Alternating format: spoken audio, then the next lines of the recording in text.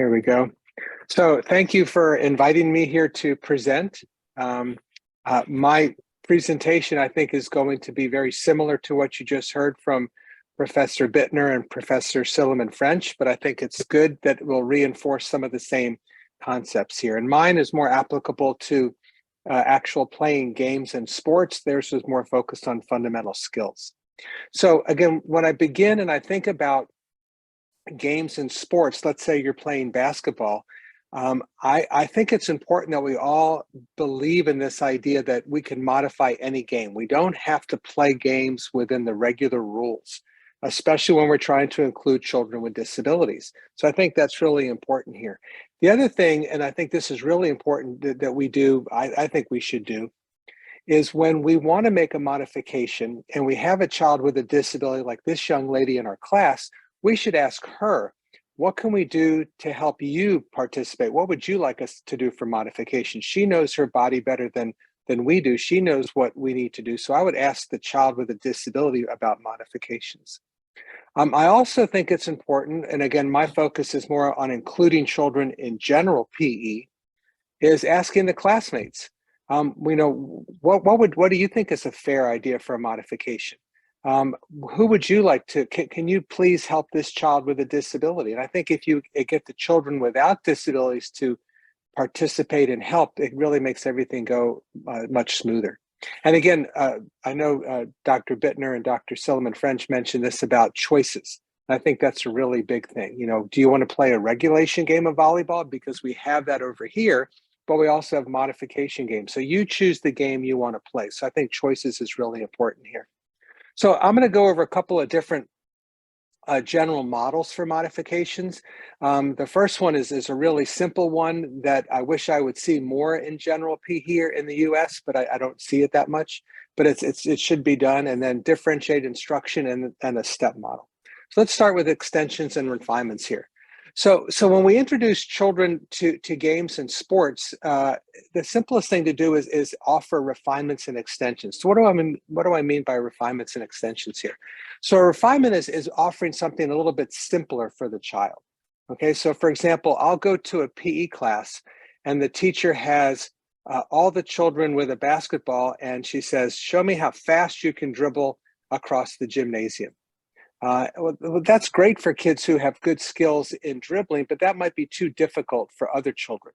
And so I like the idea of offering, you can walk while you dribble, that's okay. So what I would do as a teacher, I'd say, we're going to work on our dribbling skills, and we're all going to start by kind of jogging at a slower pace when we dribble across the gym. If that's too hard for you at your level, that's fine. Why don't you start by walking, okay? Same thing with the ball, and we'll talk about equipment later, but again, I have regulation basketballs. Let's start with that. If that's too hard for you, I also have some playground balls that might be easier for you to dribble. So again, the idea here is to offer something that's a little bit easier for the child. I gave some other examples here about serving a volleyball. We're going to practice serving from the regulation line. If that's too hard for you, feel free to stand closer. We're going to be walking on a balance beam. If that's too hard for you, feel free to use a board on the floor. So I think that's a great idea. And we just used a general term as a refinement here. Similarly, we can go in the other direction for our children who are more skilled, and we call these extensions. So here again, we have that same dribbling example. We're going to dribble and we're going to kind of jog as we begin to dribble. If that's too easy for you and you want more, feel free to go faster. Feel free to use your opposite foot or opposite hand, depending on the sport. If we're serving a volleyball and we're just practicing getting the ball over the net, if that's too easy for you, practice serving to a particular spot, okay? And again, I gave the example of the balance beam. Let's have you step over objects here. So this whole idea of extension refinements, what I see when I go to the schools is the teacher offering one way to do the activity. And when you offer one way, you're going to exclude children who are more skilled and less skilled. They're not going to have a successful experience. So just the simple things of saying, if it's too hard for you, here's a refinement. If it's too easy for you, here's an extension. I just think it's a really simple thing that I wish I would see more of our PE teachers doing in the schools. let's think about some examples here. So I gave you the example of dribbling a basketball, but what about passing a basketball? So think about this for a second. If I ask for a refinement to make it easier, I might have the children stand closer to their target. I might have a larger target for them to work on. Okay. If I want to make it more challenging, I might have them catch the ball, dribble, then turn and make a pass. So adding more pieces to it. Okay. Shooting a soccer ball. A refinement would be, let's just focus on kicking the ball towards the goal if I have a child who's not very skilled. Where an extension might be, let's see if you can hit it into the upper right-hand corner, upper left-hand corner, something like that. And locomotor patterns, jumping, galloping, and skipping. Again, very simple things would be speed. We can control how fast you're going. If you're really skilled, go faster. If you're really skilled, try to go in and out of objects, avoid obstacles.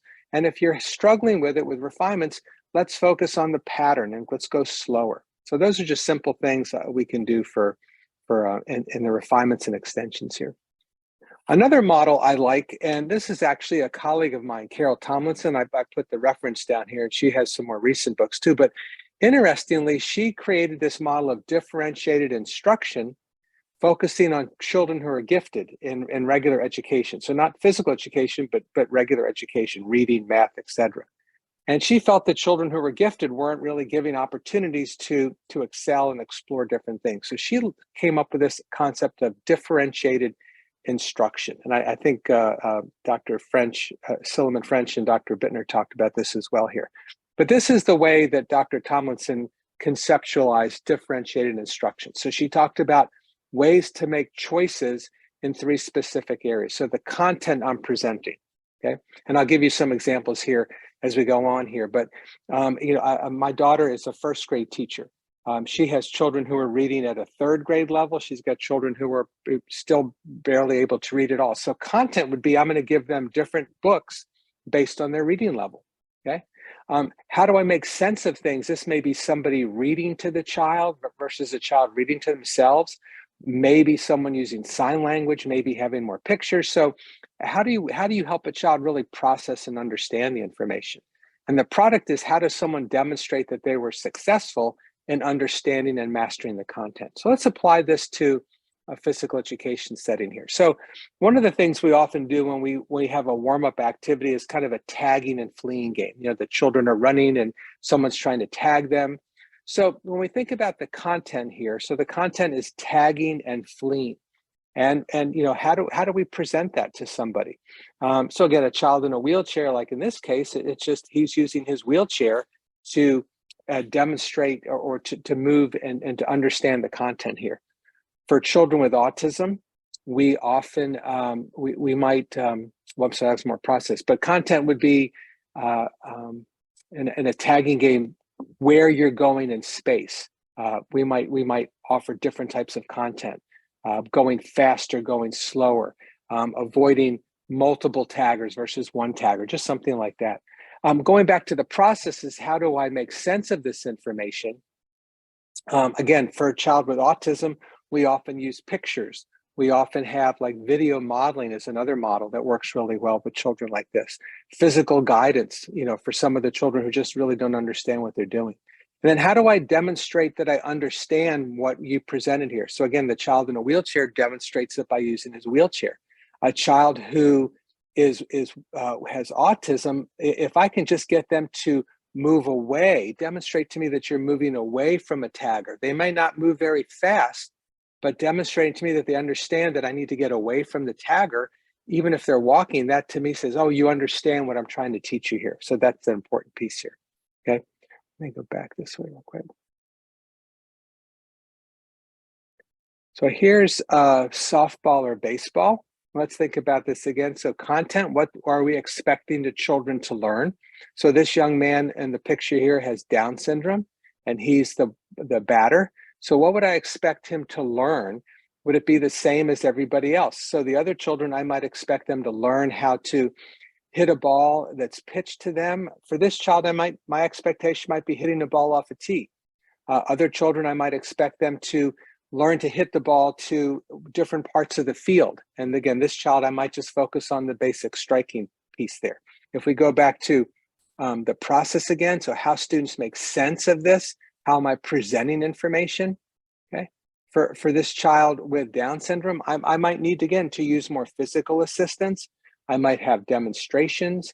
I might have peers. So again, how do I teach this? It's going to be different for each child. That's the key to this whole idea of differentiated instruction. Okay.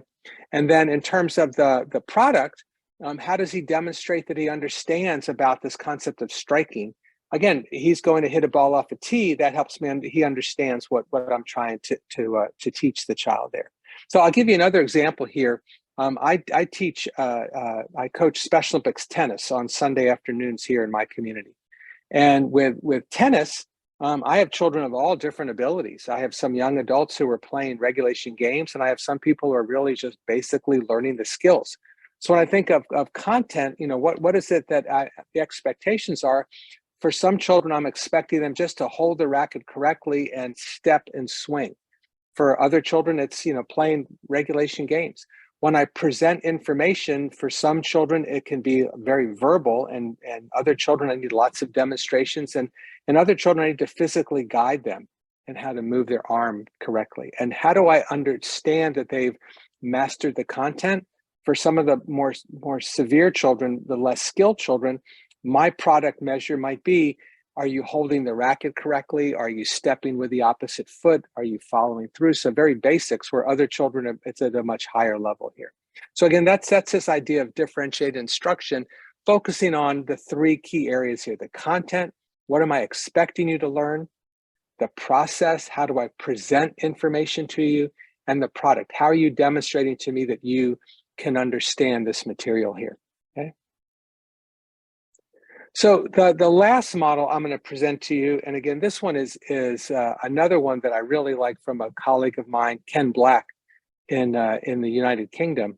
A very simple model, but I use this with my students all the time to explain this idea. Again, I know Dr. Silliman French and Dr. Bittner talked about universal design for learning, which is a great model. And I'm sure Dr. Lieberman will talk about it after me. But I really like this. This, to me, is just a really simple thing that PE teachers and coaches can understand here. So this is the STEP model: space, task, equipment, and people. So let's explore what I mean by all these different things here. So space has to do with the playing area. And how can you modify the playing area to make sure all the children are successful? So again, tag is a game we play where the children are running and trying to avoid being tagged by a peer. It's a great warm-up activity, get lots of movement. So simple things we can do is we can have some safe areas on the floor by putting a poly spot or a hula hoop. So that's a safe place I can stand if I feel like I'm going to be tagged. This might be really good for someone who moves slower than their peers, a child with autism who doesn't quite understand what they're supposed to do. We've had children who had trouble walking because of their physical disability, and they would be easily tagged. But when you have a safe space for them, that's a nice space for them to find, they're more comfortable. They feel like they have a chance to actually play with their peers and be successful. Volleyball, the simplest thing when I think of space is standing closer to the net when you're serving a volleyball. If I think about a sport like a target sport like soccer or basketball, standing closer to the goal, standing closer to a peer when passing. If I'm shooting a basketball, standing closer.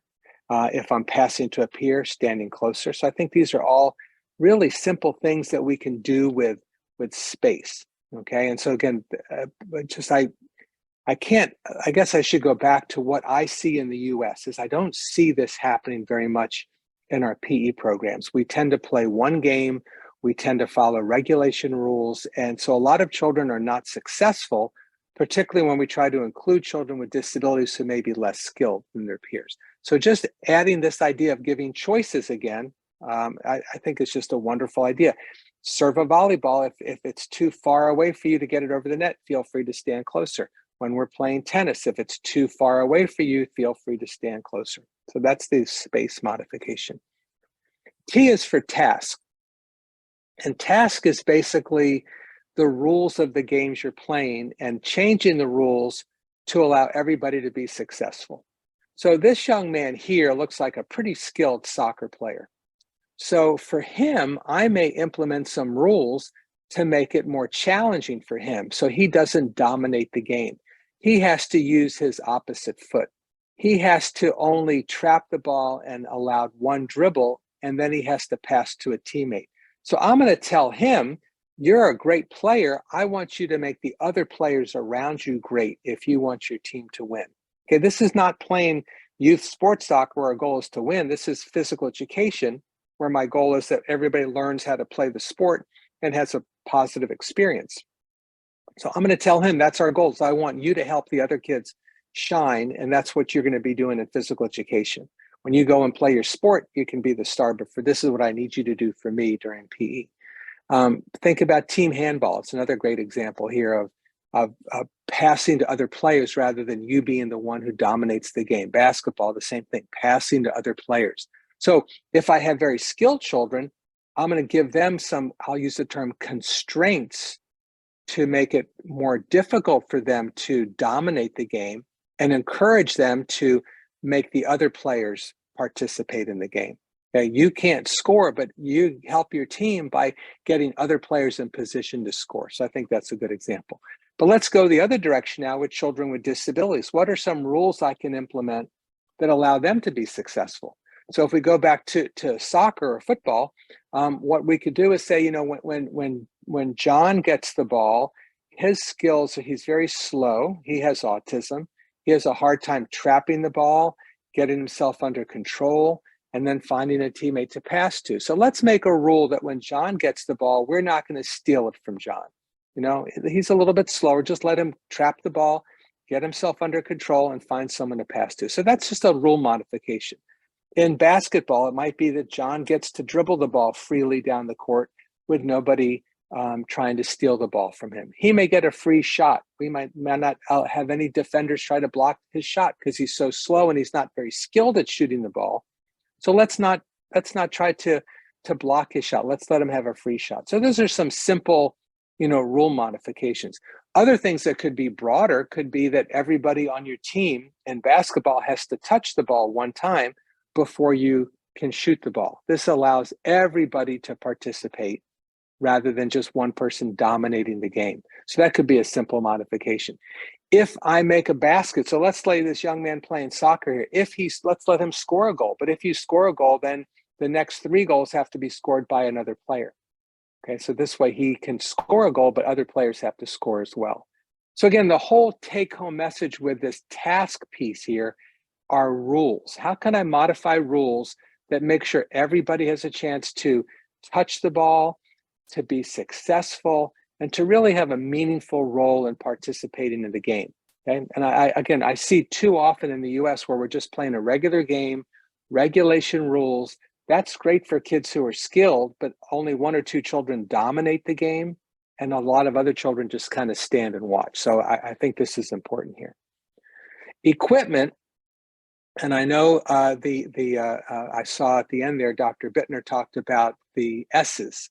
I took away the switches, so I just have the 5 S's here. But Sean Healy was actually one of my former doctoral students, and was one of the creators of this model here. And I love this idea here. Again, this is giving choices based on equipment. So again, if we're doing soccer, having larger goals and options for kids.